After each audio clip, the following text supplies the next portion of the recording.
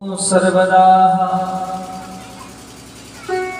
सदा दुराचारगता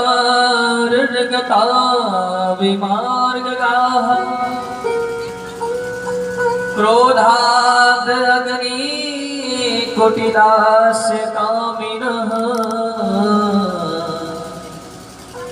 सप्ताहयज्ञेन कलो पुनन्ते। ले महाराज, कोई ऐसा व्यक्ति हो जो जीवन पर्यंत पाप कर्म करता हो, जिसने कभी पुण्य कार्य ही न किया हो, ये मानवा पाप कृतस्तु सर्वदा, और जिसने कभी पुण्य कार्य न किया हो, हमेशा दुराचार की प्रवृत्ति में ही ये मनुष्य रहा हो। और गुरुदेव, क्रोधाग्नि, हमेशा क्रोध की अग्नि में ये जलता रहा हो,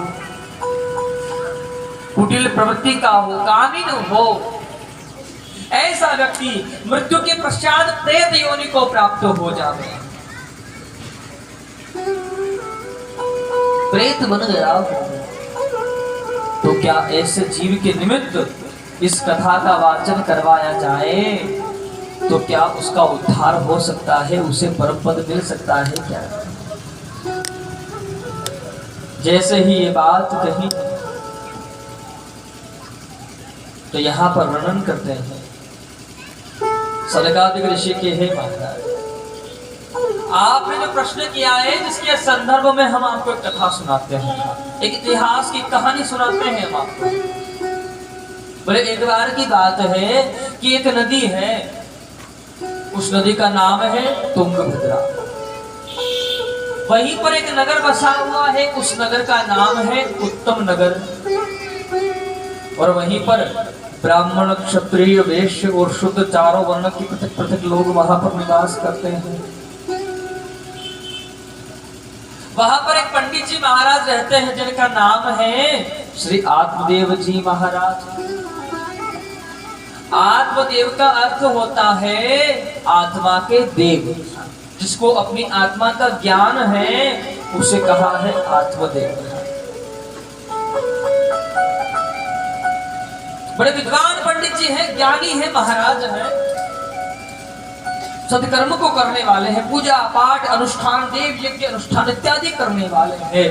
ठीक इनकी पत्नी है, जिनका नाम है श्रीमती धुंधुली देवी। अब जैसा इनका नाम है ना, वैसा ही इनका गुण है। कभी पूजा पाठ न करना, कभी मंदिर नहीं जाना, कभी कथा में नहीं जाना, कभी सत्संग में नहीं जाना, कभी कीर्तन में नहीं जाना, हमेशा अपने कार्य में ही व्यस्त रहती थी। उसका काम क्या था? कभी यहाँ जाकर के बैठ गई, कभी उनके घर जाकर बैठ गई, कभी वहां बैठी, कभी वहां से बात सुन के आई, कभी इनकी बात उनको सुनाई, उनकी बात इनको सुनाई, यहाँ तहाँ जहां तहां की बातें लेकर के आती। 1 से 2, 2 से 3 को सबको कथा अपनी बताती। मैंने जब तक इसके द्वारा 1-2 घर परिवार में झगड़ा नहीं होता, तब तक इसके पेट का पानी भी नहीं हजम होता था इसको। ऐसा विचित्र स्वभाव। आत्मदेव जी महाराज के पास सब कुछ है, धन है, पद है, प्रतिष्ठा है, मान है, सम्मान है, अन्न है, धन है, सब कुछ है, लेकिन कमी है तो सिर्फ केवल एक बात की कि पंडित जी को कोई पुत्र नहीं था। हाँ, सब कुछ है लेकिन पुत्र नहीं है। पंडित जी महाराज बड़े दुखी।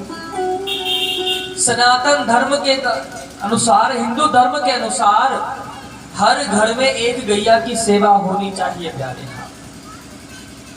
गौ माता की सेवा होनी चाहिए। ध्यान दीजिएगा, राम के मंदिर में जाओगे तो केवल राम जी के दर्शन होंगे, श्याम के मंदिर जाओगे तो केवल श्याम के दर्शन होंगे।